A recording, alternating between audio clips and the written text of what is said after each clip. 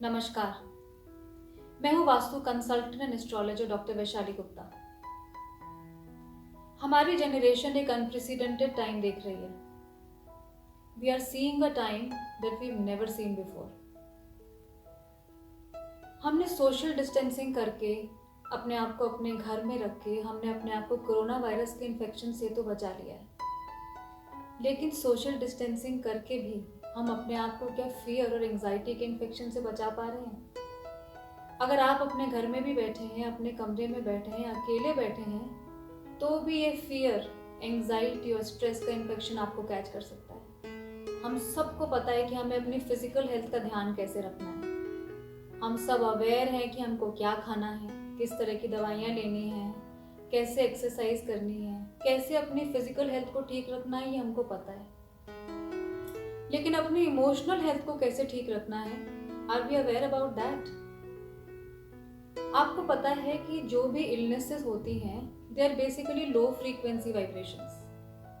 And हमारे अंदर जो नेगेटिव फीलिंग्स आती हैं like anxiety, fear, they are also low frequency vibrations.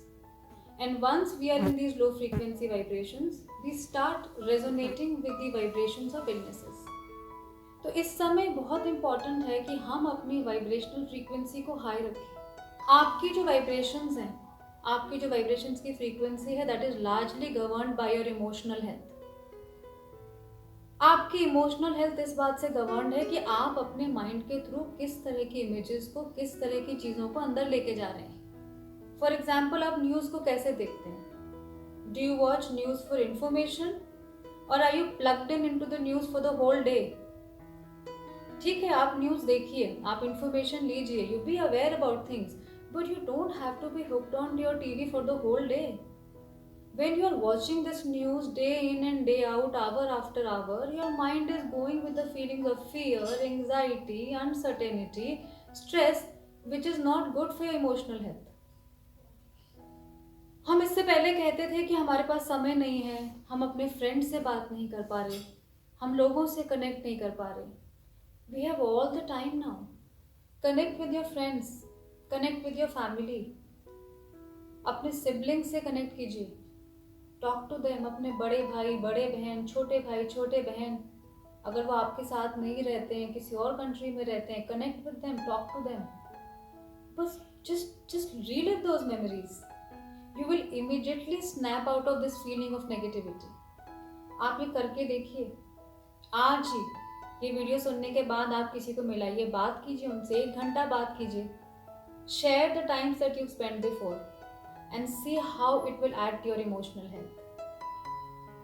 एक और चीज, if you are one of those people who are going through anxiety right now, if you are feeling fear, ऐसा भी हो सकता है कि आपको रात को नींद ठीक से नहीं आ रही हो, तो I give you small technique.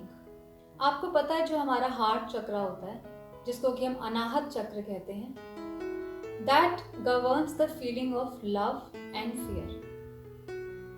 आप देखिए, जिस समय आपके मन में प्रेम या लव की भावना होती है, उस समय आपके मन में फियर बिल्कुल नहीं होता. और जिस समय आप फियर की भावना से ग्रसित होते हैं, you can not feel love at all.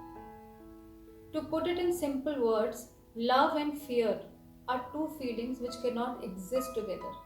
You can either have love or you can have fear. And both these feelings are governed by the Anahat Chakra, the heart chakra. ये एक ही coin के दोनों flip sides हैं. तो अगर आप अपने life में फियर एक्सपीरियंस कर रहे हैं, you convert it into love. इसको करने का एक सिंपल सा टेक्निक है. I will give you a small meditation technique. All you have to do is you have to focus on your breathing and you have to focus on your heart chakra at the same time. और सांस लीजिए, heart चक्र पे focus कीजिए और छोड़ते समय आप ओम बोलिए. अगर ऐसा आप दिन में 5 मिनट भी करते हैं, आप अपने हार्ट चक्र पे ध्यान लेके जाते हैं, श्वास के साथ आप ओम बोलते हैं, तो आप देखेंगे कि something will start expanding. So wake up with the right thought in the morning. Know that you are protected. Know that the divine is taking care of you. Be ready. Be in the best of your emotional and physical health, because we all know that at this time a war has been declared on our body and we need to keep our soldiers ready. whether it is emotional health, physical health, mental health. Take charge of it. I hope you like this video and I'll see you soon. Namaskar.